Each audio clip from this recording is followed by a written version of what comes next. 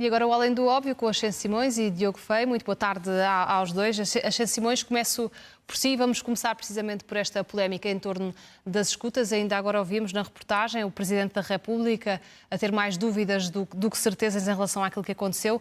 Pergunto-lhe a si, que dúvidas é que tem?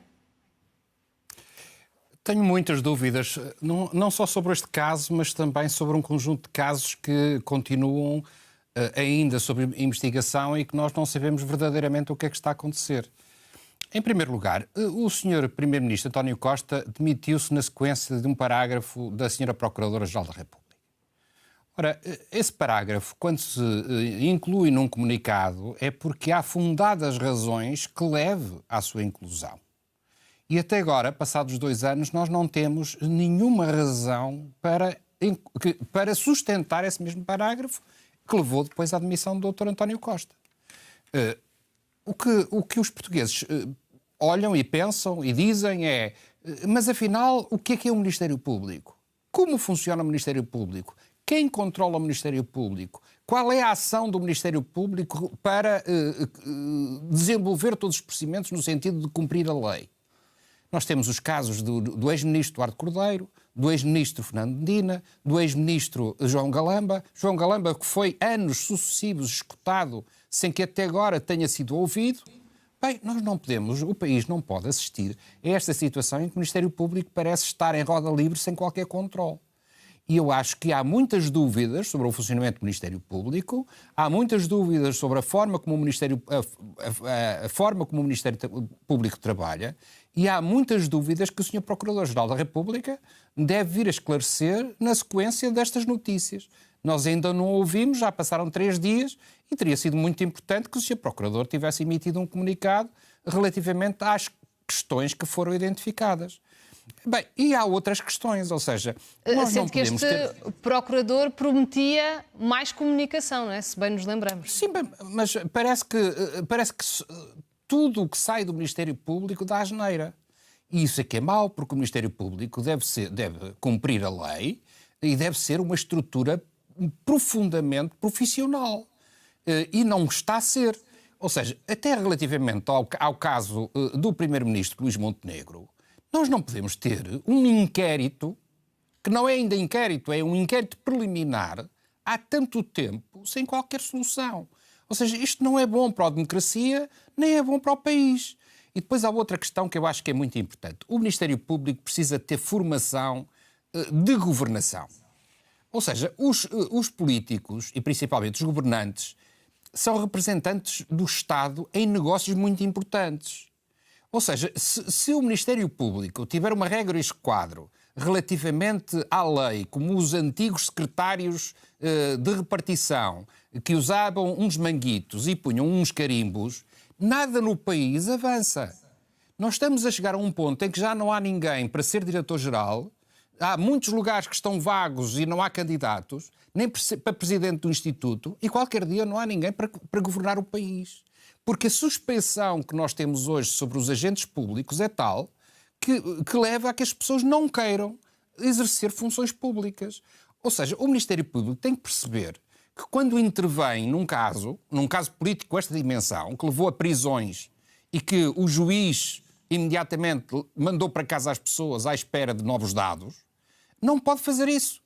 O Ministério Público, quando intervém em assuntos que dizem respeito à governação do país, precisa de saber o que é que está por trás.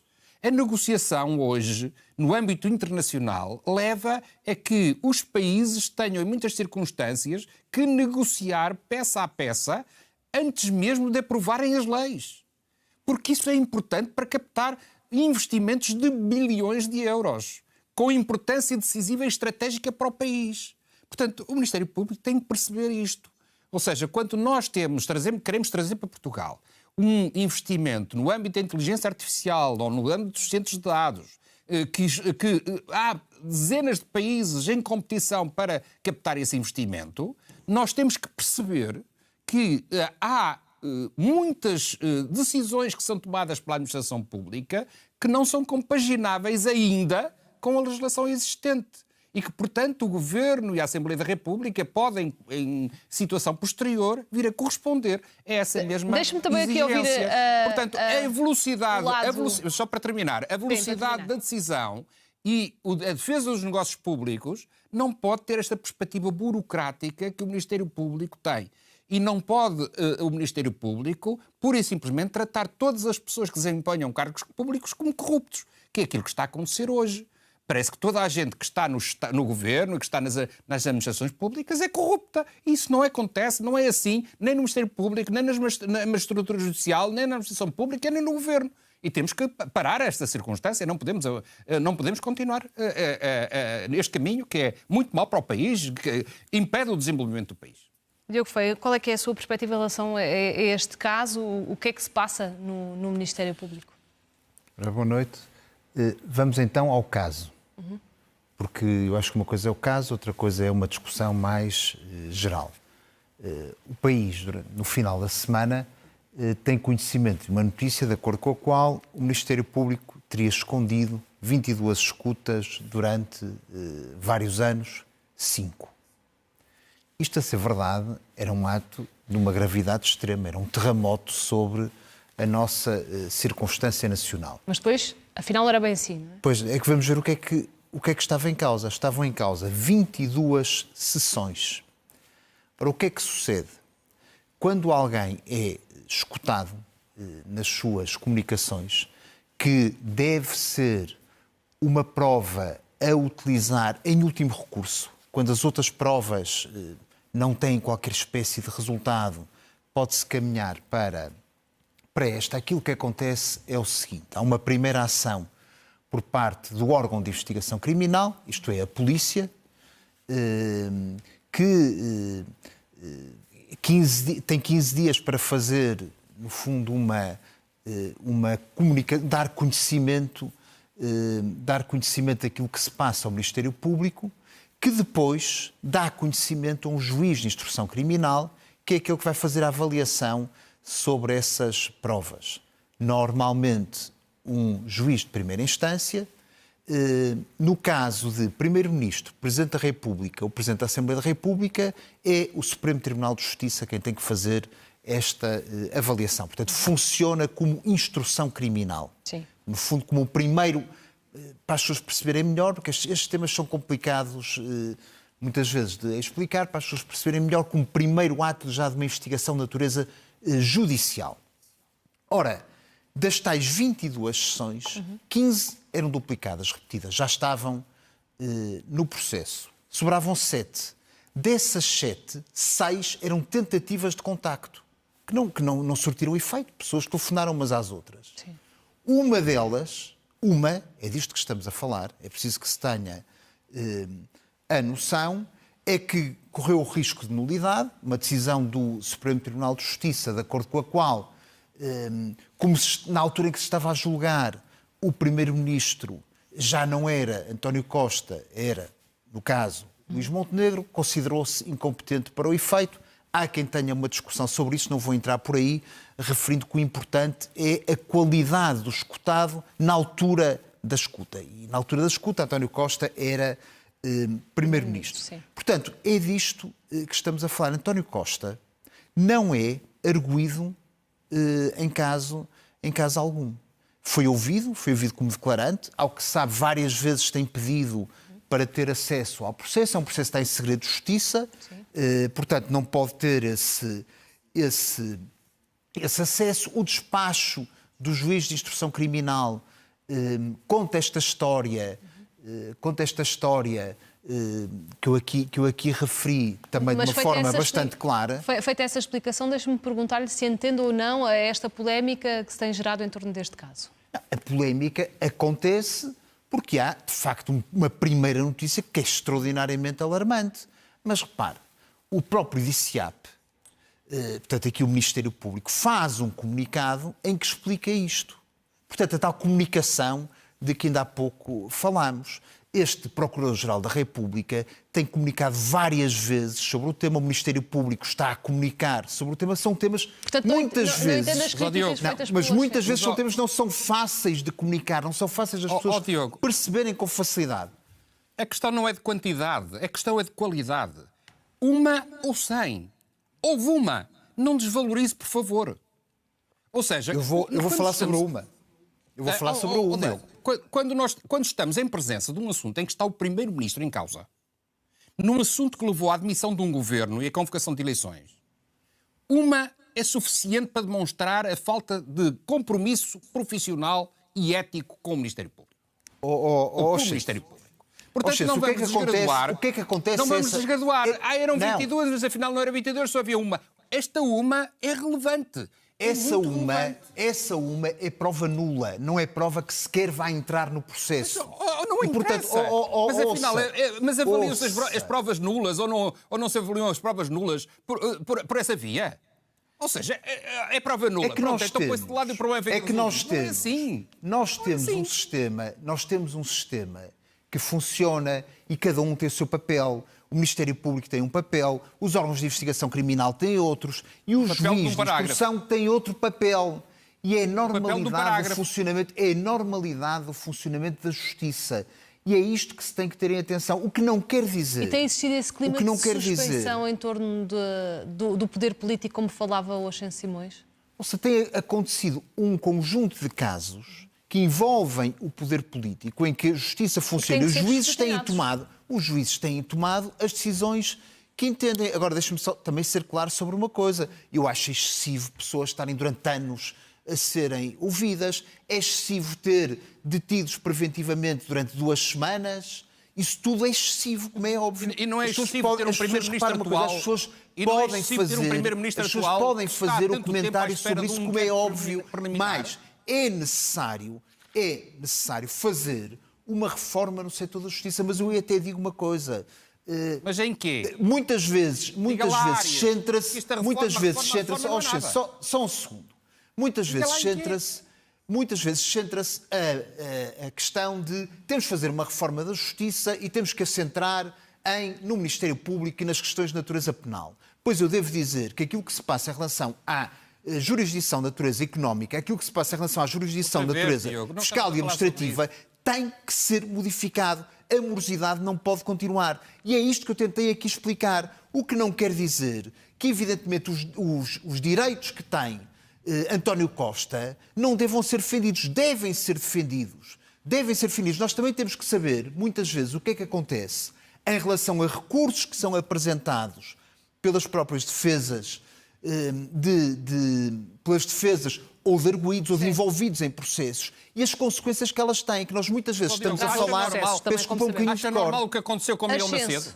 Acha normal o que aconteceu com Miguel Macedo? Acha normal? Eu não estou a dizer... Isto é de um país decente. Uma coisa. Eu não estou a dizer que acho normal. Eu estou a dar uma explicação sobre aquilo que sucedeu nesta circunstância em concreto. Olhe para isto, para esta circunstância. É preciso... Para este país e qualquer político não pode exercer a sua função. Hoje é impossível ser político, impossível ser dirigente. Têm de falar um de cada vez, senão lá em casa não nos conseguem acompanhar. Não esteja a desvalorizar a questão relativamente ao Ministério Público. Eu não tenho nenhum problema com o Ministério Público e, portanto, falo livremente. E acho que no Ministério Público há magistrados extraordinários, competentíssimos, mas também há muita gente que vive fora da realidade. E é essa situação que nós temos que confrontar. Olha, está a pressupor uma coisa, que esta questão desta escuta, que diz que é muito grave, se deve ao Ministério Público. Nós não sabemos. Nós não sabemos. Está aqui a assumir isso. A minha questão é simplesmente essa. É que nós depois confundimos as coisas e, portanto, não geramos os resultados melhores. É apenas isso. Acha normal que João Galamba tenha estado a ser escutado durante anos? O que é que acha normal? Acha normal que o atual Primeiro-Ministro esteja há tanto tempo à espera da conclusão de um inquérito preliminar? Acha normal isso? Posso falar sobre isso? Pois com certeza. O que eu acho em relação a essa matéria é que, evidentemente, tem que se ter atenção à celeridade. Mas, olha, por exemplo, foi apenas esta semana que a Ordem dos Advogados veio arquivar a queixa que tinha sido feita em relação a Luís Montenegro e que levou aí a comentários que era uma coisa, que era potencialmente um crime, procuradoria ilícita. O problema é o modo como também se vai comentando as coisas a quente, sem se ter muitas vezes a serenidade por esperar pelos momentos. Aquilo que eu tentei explicar foi uma coisa muito simples. Uma coisa era a realidade na sexta-feira de manhã, outra coisa é a realidade de hoje. E nós não podemos fazer de conta que a realidade era a mesma na quinta-feira e hoje. É apenas É a isso. mesma realidade. Não esteja a adorar a pílula. É ou não grave? Não esteja a adorar a pílula. Eu não É a estou- mesma realidade. Uma escuta ou 100 escutas é a mesma coisa. É a mesma coisa. Uma escuta, Não é de quantidade, não é é, de ponto 1 não é a qualidade. mesma coisa, como é óbvio. Ponto 1 É não claro é a que mesma é. coisa, como é óbvio. É claro que é. Ponto 2. Estamos a tratar do primeiro-ministro de Portugal. Ponto 2. A questão é, desde logo, de saber porque é que sucedeu isto. E em relação a esta matéria tem Incompetência. inúmeras explicações possíveis e está a Incompetência. pressupor que é apenas uma. A questão é Incompetência. pura e simplesmente essa. Eu acho que vai ser necessário também em relação a essa matéria perceber o que é que sucedeu em relação àquela escuta em concreto. E para isso escusamos estar já a fazer grandes Diogo, teorias ou grandes teorias da conspiração ou Diogo, vamos para si, aguardar, porque as tudo coisas se resolve no século têm o XXIII. seu tempo. Era bom que o tempo Diogo, fosse mais rápido, com certeza que Deixa sim. aqui ouvir também o Ascenso, para Para terminarmos si, esta tudo se questão. resolve no século XXIII. Ou seja, temos que esperar sempre por tudo, até que as coisas se esqueçam. Digo, não é assim que se resolvem os problemas do país. Nós temos problemas graves e vamos continuar a ter, porque as pessoas não se previnem. Nós qualquer dia, volto a dizer, não temos ninguém para governar o país. Porque toda a gente é potencialmente corrupto. E esse é que é o ponto principal. Nós não podemos ter um Ministério Público que, pura e simplesmente, que desconhece a realidade da governação. Desconhece a realidade da governação. Não sabe como se gerem hoje, no século XXI, os negócios do Estado. E, portanto, para o Ministério Público, tudo é corrupção. Não é possível. Este caso concreto que envolve o Primeiro-Ministro e que envolve pessoas muito competentes e muito profissionais é inaceitável. E mais. E agora, o que estão à espera é ir, através de outras escutas e outros mecanismos, de ir à procura de outros crimes. Para isto nunca mais parar. Não pode ser assim. Nós não podemos andar sob suspeição. O país não pode ter toda a gente sob suspeição. Senão, qualquer dia, nós Mas não não somos uma compreende, democracia. Ascenso, o escrutínio de quem tem estes cargos tão importantes?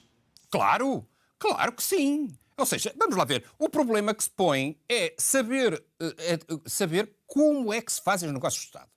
Mas houve alguém que algum dia, mesmo em todas as notícias que vieram a público, no caso em concreto, identificou algum proveito pessoal? Houve, em todas as notícias. Há alguma identificação de algum proveito pessoal? Há alguma identificação de qualquer ato que tenha prejudicado o Estado? Há alguma circunstância em que o Governo tenha atuado numa perspectiva de prejudicar uns para beneficiar outros? Não há nada disso. Neste processo não há nada disso. E andamos nisto há 2 anos. As pessoas têm a vida em suspenso. Um Primeiro-Ministro demitiu-se por causa de um parágrafo. Um Governo caiu. Um Governo com maioria absoluta. Isto não pode ser. Isto não pode ser. E este Tivemos será um certamente... Eu Diogo, quero- para terminarmos este Em primeiro assunto. lugar, é evidente que não pode haver clima de suspeição. É evidente, vou dizer pela terceira vez, que não é aceitável uma pessoa estar a ser escutada durante anos, tal como já agora também não é aceitável prisões preventivas, esta é só a segunda vez, durante 15 dias pessoas detidas a serem ouvidas, mas o que eu acho que é necessário também ter muita atenção depois é à questão do discurso de natureza política que se faz à volta destas questões. Estamos a misturar tudo. Porque, pois, a questão é essa. isso tem- Porque várias tem vezes consequências. o Ascenso aqui diz que se não houvesse um parágrafo não tinha havido demissão. Eu também posso perguntar se não teria havido demissão quando um chefe de gabinete do Primeiro-Ministro tem milhares de euros em caixas dentro do seu Está a ver? gabinete. E, portanto, Estava tínhamos em a atenção, falar tínhamos em do atenção- aproveitamento político. tínhamos em Agora atenção está a as fazer coisas exatamente todas. o aproveitamento político da Não contemos as circunstância. histórias. Não contemos as histórias pela metade. O Primeiro-Ministro voluntariamente demitiu-se, entendeu que não tinha condições políticas para continuar com o seu governo. E, portanto, o problema é que muitas vezes depois se baralha tudo isto, se põe aqui no meio um embrulho em que as coisas umas não têm a ver com as outras. Diogo, Para a presidenciais, senão já não vamos Só para terminar, ter tempo. só para terminar. Tem mesmo que ser 10 segundos, porque senão Só não para vamos ter tempo terminar, para falar de presidenciais.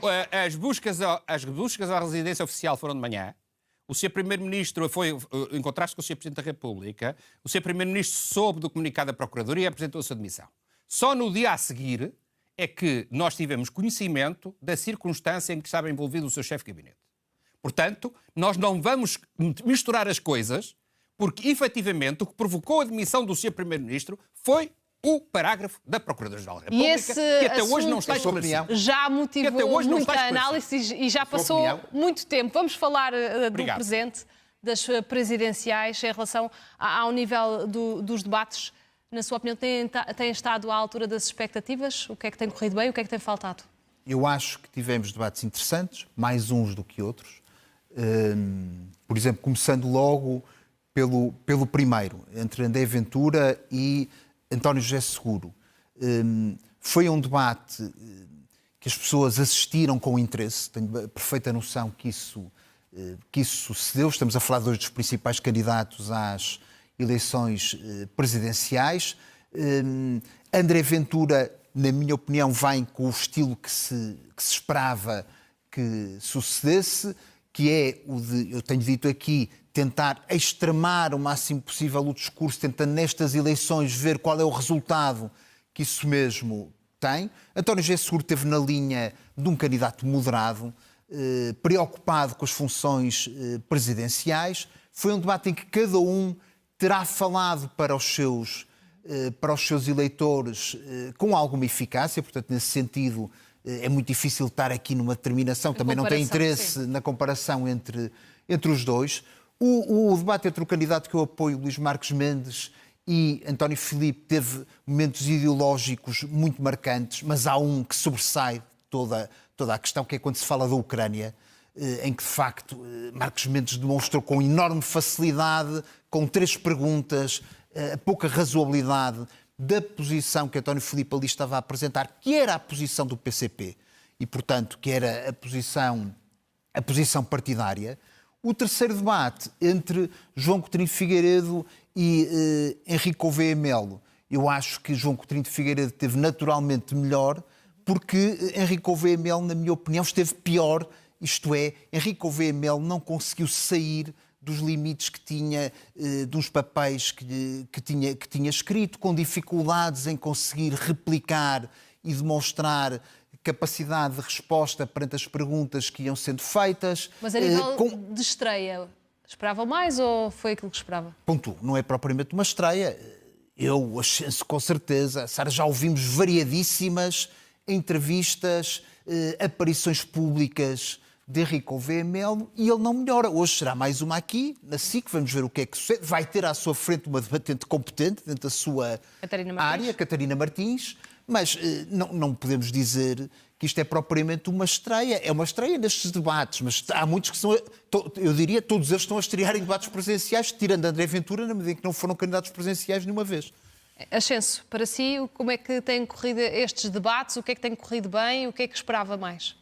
Eu dou relevância a 2 debates. O primeiro debate entre Coutinho de Figueiredo, que é inevitavelmente um bom debatente e, portanto, uma pessoa que tem uma visão do país e que tem ideias muito concretas e que tem habilidades para o debate e inevitavelmente habilidades discursivas, mas verdadeiramente o que se confirmou nesse debate foi a incapacidade e a incompetência do Almirante Gouveia Melo para o exercício da função. Ou seja, não é só para debater. Ele não tem o conhecimento da realidade do país, nem da realidade constitucional, nem da realidade de governação, nem sequer das prioridades do país. E isso é que me surpreende. Nem do Presidente da República. Como? Nem dos poderes do Presidente da República, que é o cargo para o qual se está a candidatar. Ou seja, o problema não é esse. O problema é que termina o debate e os comentadores que dão notas, dão sempre notas ao Almirante Gouveia Melo como se ele fosse uma grande estrela. Os portugueses olham e dizem assim, mas afinal o que é que se está a passar? Entre comentadores e a realidade que nós vimos, isto não condiz.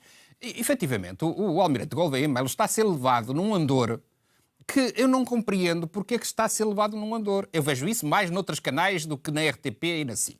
Mas, efetivamente, ele está só a ser levado num andor porque ele não tem formação política de base para poder ser presidente. Quando diz que está a ser levado num andor, quer dizer o quê, exatamente? Ou seja, toda a gente acha que o Gouveia Melo, porque é um candidato novo, porque é um candidato contra os partidos, então ele parece aqui ter uma ajudinha. Ou seja, é daquela história, estão todos a partir, Vamos deixar o Gouveia Melo avançar 200 metros, que é para ver se ele não chega atrasado no ponto de chegada. Mas não é assim. Ou seja, o Gouveia Melo tem que mostrar ao que vem, tem que mostrar alguma coisinha. E depois sobre o outro debate que era muito importante, o primeiro debate verdadeiramente importante, que foi o debate entre André Ventura e António José Seguro. Eu, efetivamente, não acho que a opinião geral é de que António José Seguro ganhou o debate, ganhou até com bastante facilidade o debate com André Ventura, mas aqui voltamos a ter um problema, é que António José Seguro está com uma má imprensa. As ideias de António José Seguro e as viagens de António José Seguro e as deslocações de António José Seguro não passam na comunicação social. Mesmo que ele diga, mesmo que ele mate a mãe. Não, peço desculpa pelo termo. Entre aspas, é a mesma figura de estilo, diria eu. É mesmo a mesma figura de estilo. Mas não passam. Há uma barreira ao candidato. Há uma antipatia pelo candidato e isso tem que ser também resolvido. Mas também não terá a ver com problemas de comunicação? Não, ele demonstrou no debate, efetivamente, que tem ideias para o país. Aliás, ele, nestes debates todos, foi o único que pegou numa proposta de um pacto para a saúde e disse assim, vou recebê-lo enquanto líder partidário em Belém, pegue lá já o guião para a saúde. Mais nenhum dos outros. Marcos Mendes diz, eu tenho um pacto para a justiça. Então hoje nós não sabemos que pacto é esse. Ou seja, eu tenho, mas e eu o quê? Não é? Já agora também convinha que ele dissesse qualquer coisinha sobre esse Pacto para a Justiça. É claro que nós estamos aqui em presença de 3 candidatos que podem ir à segunda volta.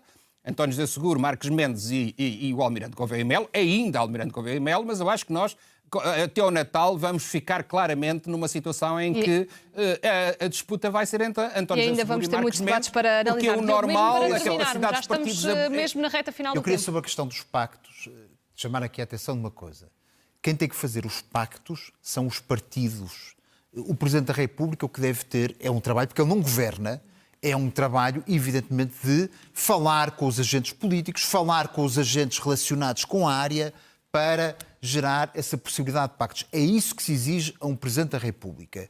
E já agora, há uma coisa que nesta campanha, eu queria mesmo terminar com isso. Aqui 2 pontos. Em relação à questão do António José Seguro, também há aqui muitas vezes um problema de comunicação. Uma comunicação de percepção das próprias ideias, ter a capacidade de se retirar aquilo que é a comunicação que se está a fazer. Em segundo lugar, para terminar, há, por parte de alguns candidatos, um ambiente que eu acho que está a crispar demais. Os debates estão a suceder. É natural que haja uns que estão mais à frente nas sondagens, haja outros que estão mais atrás, haja uns que festejem porque estão acima dos seus partidos. Eu relembro que Mário Soares passa a segunda volta e é Presidente da República com uma votação bem claramente abaixo daquela que tinha o seu partido. Certamente vamos falar é muito bom recordar Mário Soares. É muito bom recordar Mário Soares e tê-lo na perspectiva de António José Seguro.